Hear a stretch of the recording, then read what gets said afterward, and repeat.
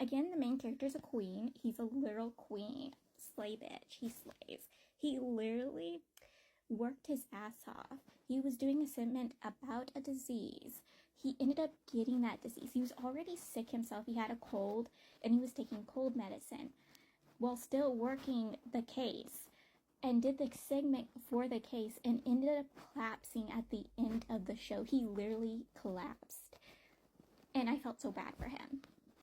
Also, he went to look into it. He went to the hospital. This is before he collapsed. He went to the hospital with his staff without the male lead's permission. He went, and the producer who was trying to get him fired questioned the main character if he had permission. The main character's like, I have permission from the male lead. And the producer's like, okay, you can go. Because at first he was telling the main character he couldn't go. But then he told the main character he could. And the main character realized when they got, entrapped at the hospital, he realized, the dude didn't call the hospital to warn them that they were there for interviews. So he got entrapped. He sent his staff away and had to use somebody else's phone, like one of the guards' phones, to call the male lead, and the male lead picked him up. And the main character thought he was able to convince the male lead to do the segment, only to find out the male lead had full-on plans to do the segment, except he was going to give the segment to the main character's old show. The main character was just able to convince him to give it to him. So I was wrong. The male lead did not give the main character back his father's watch. I thought in the first book he did. No, he didn't. He didn't give the watch back for the main character. Instead, the person who got the watch was the rival host. The person trying to get into the male lead's pants. He was the one who got the watch, and when the main character saw it, he was furious. Like, he fist fought this guy, which I was cheering him on. And this guy was like, okay, and threw the main character's father's watch out a window. And this was the 12th floor, and this is right before the main character's segment show, so he could not go after the watch. He watched his father's watch literally fall 12 floors down and into the water. Like, I felt so bad for him. Like, if I was there, I would have beaten this guy to death. Like, watch me, I would have beaten him to death. I'd be like, don't hurt my baby. Don't hurt my baby. The main character is doing, for his third segment, is about medicine, involving his teacher in a group involved with his ex-medical teacher. I think it's his ex-medical teacher, versus the company, a medical company, who's trying to basically keep the market for that medicine to themselves. Basically profit from it, very expensively profit from the market from it. So the main character is going to be, has to be biased. This was the only way he could get the male lead to agree to do a segment like this. Was the main character promised it'd be biased. He's not going to play favorites, but he's going to hint here and there what the medical company did to his teacher and those who were involved. Like, he's trying to save his teacher. Originally, he didn't want to do it. He didn't want to get involved with it, but he couldn't bring himself not to get involved. And one of the people he's going against making this segment is the same person the male lead tried selling him to. Literally sold him to. And the main character escaped after beating the dude, ran to the male lead. The dude followed with his group and tried to beat the main character.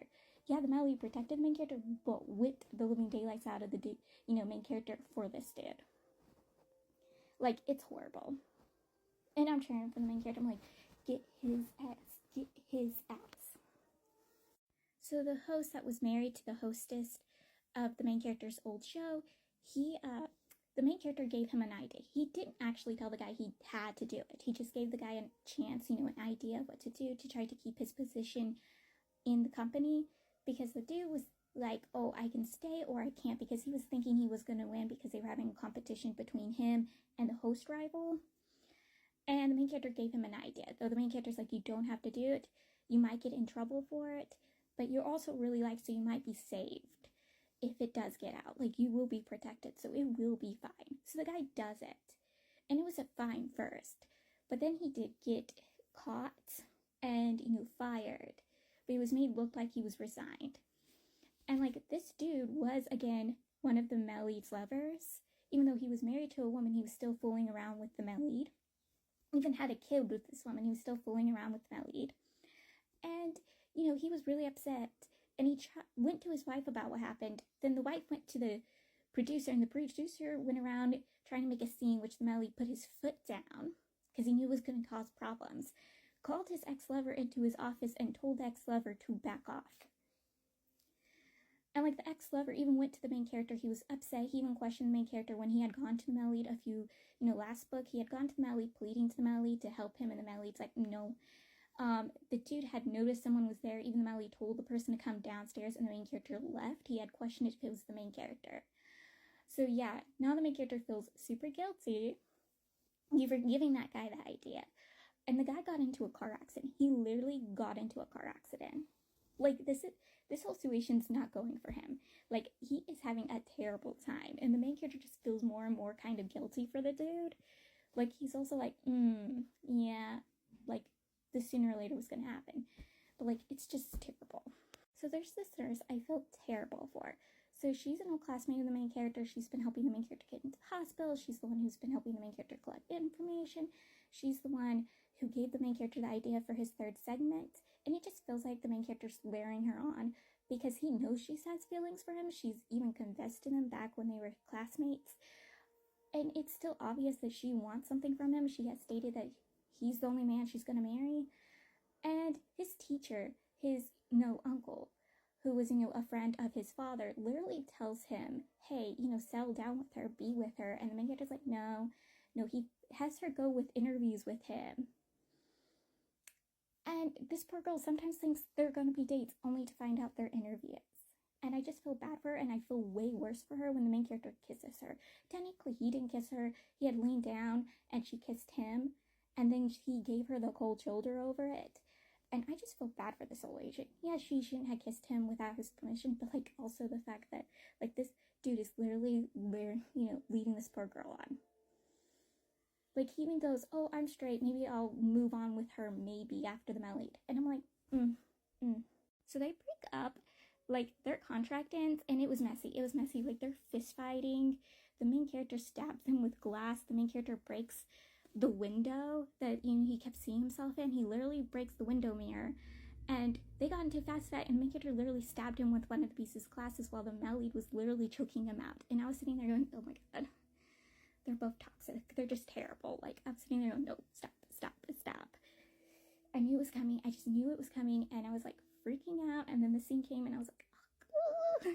The main character gets offered to go back to his old show, but the main character decides to stay in his new show. He even gets a new assistant, and, like, this new assistant kind of looks exactly like, or, like, a younger version of the host rival, which does not please the main character. And, like, this new assistant doesn't even want to be on the main character's team, even though he pretended to be the main character's fan. He actually did not know the scandal that caused the main character to move to a new show. And this dude doesn't even want to be part of the main character show. He wants to be part of a different show. He wants to be part of a different team. He wants to be kind of part of the advertisement team of the other show. And the main character caught this dude getting into the male lead's vehicle. Literally getting into the male lead's vehicle. And the main character is very upset over it, and I can't blame him. I'm like, oh, the main character can't have other lovers, but the male lead is? Oh, that's not right. That's not fair. Like, this entire book, I'm always sitting there going, the male lead can have several lovers. The main character even looks at another person, the male lead gets pissed off. Like, fuck that shit. The main character does get back his father's watch, but it was thanks to the male lead's driver who got back the watch and, gave it to the male lead because the male lead wanted to keep that watch lost. He literally did not want to go find it. Like, the, driver had offered to go find it, and he's like, no, leave it lost. But the driver found it, gave it to the male lead to return to the main character. And I was like, fuck you, male lead. Fuck you. Middle finger. Main character deserves better.